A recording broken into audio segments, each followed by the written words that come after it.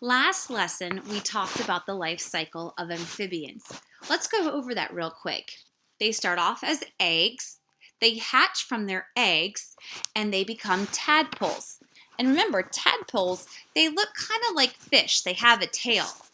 Well, as a tadpole, they start to grow back legs, and eventually their tail will start to disappear, and the tadpole will start to form lungs. That's a tadpole with legs. Then when the lungs are fully formed, we have an adult frog. So I'm going to share with you guys a little secret here. I'm going to send this video over to Mrs. Morgan when I'm finished sending it to you guys because she loves frogs. She loves frogs as much as I love birds. And remember that time when I told you about Mrs. Morgan and I went to the pool and a bird was flying above me and then it pooped on me? Yeah, that was not a fun memory. Mrs. Morgan laughed at me the whole time. She thought it was hysterical. So I'm going to send this video to her, just kind of see how much fun it is. So there's your frog, Mrs. Morgan. Ribbit, ribbit. Lots of people like frogs. Not Mrs. Morgan. They are good jumpers and they're fun to watch. Not for Mrs. Morgan. Some children even keep frogs as pets. Do you have one? Ooh, we should give one to Mrs. Morgan. Most frogs are very small. The western tree frog is so small it can sit on top of one of your fingers. But some frogs are very big.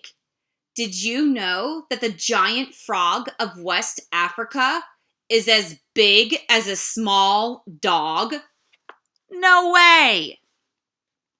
Most frogs live on the ground near ponds or streams, but some frogs live in bushes and treetops. These frogs have little suckers on the ends of their feet to help them hold onto branches. Frogs are good jumpers and swimmers because they have long back legs with toes that are webbed. Have you ever seen webbed toes? Webbed toes look like swimming fins. Did you ever swim with fins on your feet? Fins help you swim very fast, like a frog. Frogs like to eat insects, spiders, earthworms, and tiny fish. How do you think they catch these animals?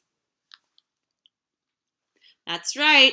A frog has a long, sticky tongue that it can quickly flip out to capture food. Most frogs have green or brown skin, but some frogs are covered with spots. The leopard frog has green and brown spots that remind some people of the spots on a leopard. Did you know that frogs shed their skin as they grow? When their bodies get too big for their skin, their old skin peels off and a new skin takes its place. I think we said another animal that does that. What is that called again? A caterpillar? That's right. And what's that word it does when it sheds its skin?